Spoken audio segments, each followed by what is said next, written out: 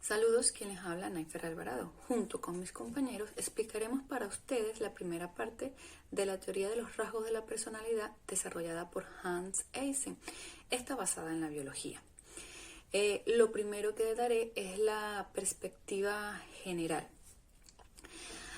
Antes que nada, hay que decir que esta teoría ha sido la más sólida e influyente sobre el desarrollo de la personalidad. ¿Por qué? Porque los otros autores o estudiosos de este tema ignoraron la influencia de la herencia y la biología en el desarrollo de la personalidad. Entonces, lo que argumentó Eysen es que heredamos, ¿verdad?, un sistema nervioso que influye en nuestra capacidad de aprendizaje y adaptación al ambiente. Entonces, lo que propone es que nacemos con una estructura muy específica a nivel cerebral con respecto a hormonas, neurotransmisores, ¿verdad?, que afectan o hacen que haya discrepancia en nuestras actividades psicofisiológicas y también diferencias en los mecanismos psicológicos, determinando un tipo de personalidad. Específicamente, Eysen describió tres dimensiones de la personalidad.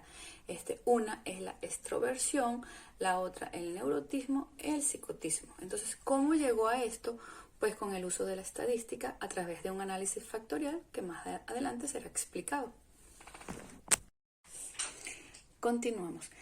Por supuesto que hay evidencia teórica que sustentan las bases biológicas de la teoría de los rasgos de la personalidad. Hay estudios o investigaciones sobre el temperamento, sobre la genética conductual y herencia y también sobre mediciones cerebrales. Con respecto a las investigaciones del temperamento, Janet Dipieri en 1966 junto con sus colegas determinaron que mediciones del ritmo cardíaco elevadas en fetos de 36 semanas determinan cierto temperamento en los niños en los primeros 6 meses. Esto se desencadena en hábitos alimenticios y de sueño poco predecibles. También Barbasanes en 1996 y Clark y Schneider en 1997 determinaron que el ambiente maternal, el ambiente prenatal, es súper importante en el desarrollo de la personalidad. Si la madre experimenta altos niveles de estrés durante el embarazo, esto se refleja en elevados niveles de esta hormona en los niños y una respuesta fisiológica muy alta, rápida y fuerte con respecto al estrés. Y esto se puede prolongar durante toda la infancia. Con respecto a las investigaciones sobre la genética conductual y la herencia, pues se basa en estudios de gemelos que son separados, o sea, criados por familias diferentes o que son criados en la misma familia. Esto ayuda a las investigaciones con respecto a la herencia y al ambiente en su influencia en el desarrollo de la personalidad. En lo que se refiere a las mediciones cerebrales, es referente a imagenología. Por ejemplo, electroencefalogramas, resonancias magnéticas, ¿verdad?, que permiten ver las áreas cerebrales que se activan eléctricamente cuando el paciente realiza alguna actividad, recibe alguna influencia o experimenta alguna emoción. Buen día, mi nombre es Marjane Rondón, estudiante de la carrera de Psicología en la Universidad de Yacambú. En esta oportunidad conversaremos un poco sobre la vida de Hans Jürgen Eysen, quien nació en Berlín el 4 de marzo de 1916, en una familia de actores. Tras el divorcio de sus padres, vivió con su abuela materna, quien tuvo una influencia permisiva en su crianza. A pesar de la falta de disciplina y controles paternos, Eysen considera que sus experiencias infantiles no influyeron tanto en su desarrollo como lo hicieron pues, los factores genéticos. Su educación permisiva no obstaculizó su camino para convertirse en un científico inconformista. La historia habla de Einstein como un hombre que desde pequeño desafiaba a sus profesores y cuestionaba las enseñanzas que recibía. Después de enfrentar dificultades en Alemania durante la Primera Guerra Mundial y la llegada de Hitler al poder, pues abandonó al país y se estableció en Inglaterra, donde estudió psicología. Posteriormente, desarrolló sus teorías sobre los factores de la personalidad, ¿ok? Y publicó su primer libro en 1947. Después de la guerra ocupó grandes cargos importantes en el ámbito de la psicología.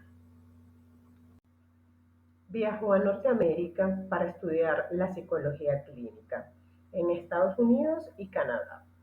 A lo largo de este proceso, su relación con su esposa se fue deteriorando.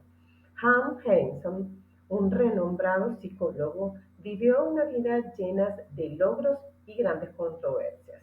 Después de su regreso a Inglaterra, se divorció de su primera esposa y se casó con Sid, con quien tuvo 4 hijos.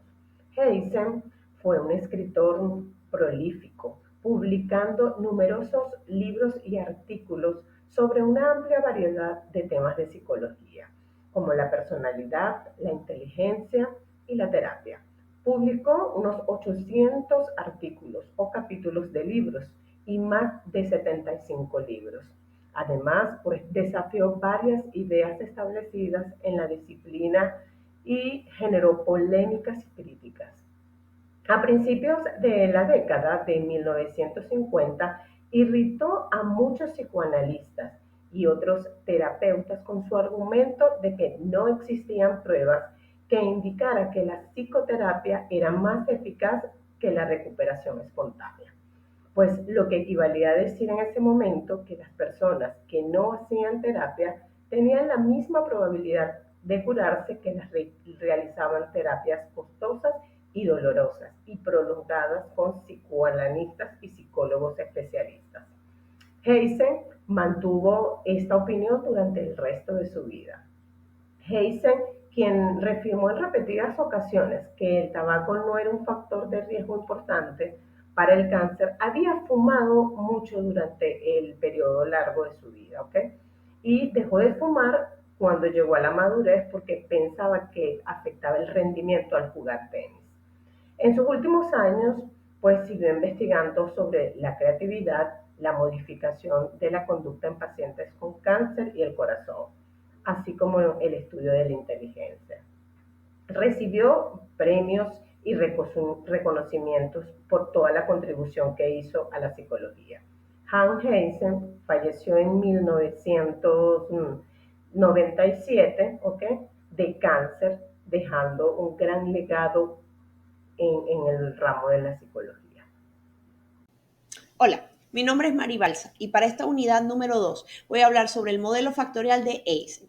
A pesar de que la teoría de Hans Eysen tiene un importante componente psicométrico y biológico, este defendía que los test psicométricos por sí solos no eran suficientes para medir la estructura de la personalidad. Para esto es necesario tomar en consideración varios criterios. El primer criterio es la identificación de factores con pruebas psicométricas. Estos demuestran la existencia de un factor. Para esto, el factor debe ser fiable y debe ser reproducible. Esto quiere decir que otros investigadores deben poder encontrar el factor e identificarlo. En este caso me refiero a extraversión, neuroticismo y psicoticismo. El segundo criterio debe ser hereditario y corresponder con un modelo genético establecido. Él elimina las características aprendidas como creencias religiosas o políticas. El tercer criterio que propone Eysen es el que este factor debe tener sentido en el marco de la teoría. Esto quiere decir que se debe aplicar el método deductivo y los datos recopilados deben tener lógica y ser coherentes con la teoría. Y el último criterio que él piensa que debe ser necesario para determinar un factor es que deben tener relevancia social. Por ejemplo, la drogadicción, la conducta psicótica o la delincuencia. La jerarquía de la organización de la conducta. Eysen afirmó que la conducta está organizada según una jerarquía de 4 niveles. Como pueden observar en la lámina de abajo hacia arriba, el primer nivel tenemos a los actos o cogniciones específicos, es decir, pensamientos o conductas individuales que pueden ser o no característicos de una persona. Por ejemplo, cuando un estudiante está acabando una tarea, en este caso una asignación específica. En el segundo nivel tenemos a las condiciones habituales, es decir, reacciones que se repiten en condiciones similares. Un ejemplo, cuando un estudiante suele trabajar en una asignación hasta que la acaba. Esto es habitual de los estudiantes. Estas reacciones habituales pueden ser razonablemente fiables o coherentes. Varias reacciones habituales relacionadas entre sí forman un rasgo. El tercer nivel es justamente estos rasgos. Estos están definidos como una serie de características destacadas de la personalidad, aparentemente permanentes. Un ejemplo sería cuando un deportista, en este caso un karateca, es perseverante hasta conseguir aprender y ejecutar un kata.